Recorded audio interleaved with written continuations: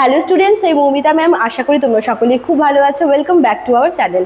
আজকে আমি তোমাদের সেকেন্ড সেমিস্টার মেজর ইংলিশের পেপার 2 থেকে আরও একটা নিউ ফিগার অফ স্পিচ, যেটা হচ্ছে পার্সনিফিকেশন। তোমাদের আজকে আমি এই টপিকের ওপরেই কিন্তু ক্লাসটা নেব। তো দেরি না করে শুরু করে দিই আজকের সেশনটা।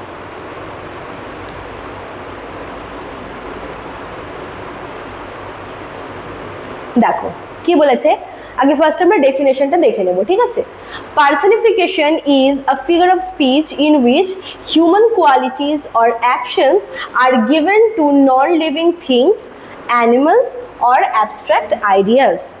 মনে করো যে কোনো একটা নন লিভিং অবজেক্ট, কোনো একটা নন লিভিং আইডিয়া, হ্যাঁ মানে abstract idea, non living object বা কোনো অ্যানিমাল, এই তিনটা মনে রাখবে, ঠিক আছে? নন লিভিং অবজেক্টস, অ্যানিমালস আর হচ্ছে কোনো একটা আইডিয়া, অ্যাবস্ট্রাক্ট আইডিয়া। এই তিনটের মধ্যে যখন হিউম্যান কোয়ালিটিস বা হিউম্যান অ্যাকশনস যখন ইউজ করা হয় এই তিনটে জিনিসের ক্ষেত্রে, তখন সেটাকে কিন্তু বলা হয়ে থাকে পার্সনিফিকেশন, ঠিক আছে? দেখো এক্সপ্লেনেশনে কি বলেছে, in personification something that is not human. শুরুতেই বললাম যে হিউম্যান কোয়ালিটিস ইউজ করা হয় নন হিউম্যান জিনিসের ওপরে, ঠিক আছে? এমন কিছু যেটা হচ্ছে হিউম্যান না, is described as if it can think, feel or act like a human being. মানে হিউম্যান বিং যে সমস্ত কাজগুলো করে বা একজন হিউম্যানের যে সমস্ত কোয়ালিটিস রয়েছে, যেমন একজন হিউম্যান বিং সে হচ্ছে কাজ করতে পারে, সে কোনো কিছু ফিল করতে পারে, সে কোনো কিছু থিঙ্ক করতে পারে, ঠিক আছে? তো তার এই কোয়ালিটিগুলো যখন হিউম্যান না এমন কিছুর মধ্যে ইউজ করা হয়, তখনই সেটাকে কিন্তু পার্সনিফিকেশন বলে। This makes the description more vivid and imaginative. এতে করে কি ডেসক্রিপশনটা অনেক বেশি vivid, অনেক বেশি ইমাজিনেটিভ মনে হয়, ঠিক আছে? দুটো এক্সাম্পল দেখে নাও। দেখো কি বলেছে, The wind whispered through the trees. The wind whispered through the trees.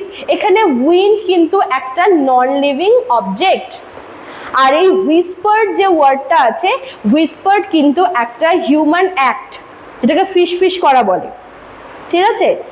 Here the wind is described as whispering, which is a human action. যেটা বললাম যে হুইসপারিং বা ফিস ফিস করা, এটা কিন্তু হিউম্যান অ্যাকশন, হিউম্যান অ্যাক্ট, ঠিক আছে?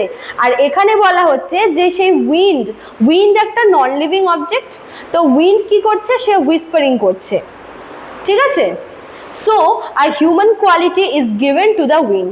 তো এখানে উইন্ডকে কিন্তু, উইন্ড একটা নন লিভিং অবজেক্ট, তাকে এখানে একটা হিউম্যান কোয়ালিটি দিয়ে দেওয়া হচ্ছে। কোনটা? হুইসপারটা, ঠিক আছে? আচ্ছা, আরও একটা এক্সাম্পল তোমরা দেখে নাও। আছে কি বলেছে, টাইম ফ্লাইস, ঠিক আছে? টাইম ফ্লাইস, খুব ছোট্ট বাট পাওয়ারফুল একটা কিন্তু মেসেজ।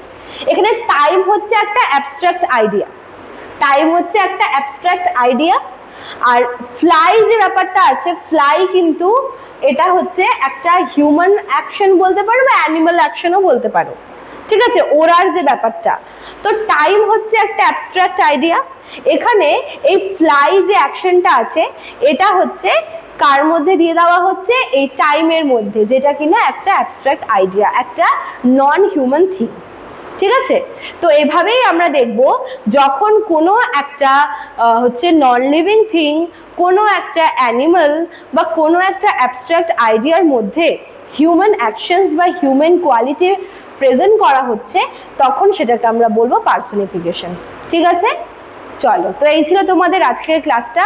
যারা ভাবছো আমাদের কাছে অ্যাডমিশন নেবে, তারা আমাদের অফিসিয়াল নাম্বারে কল করে নিতে পারো। আমাদের অফিসিয়াল নাম্বার দেখো দেওয়া আছে এখানে। এছাড়াও কিন্তু এখানে কোর্স ফিটাও দেওয়া রয়েছে, মেজর এবং মাইনর দুটোর জন্যই।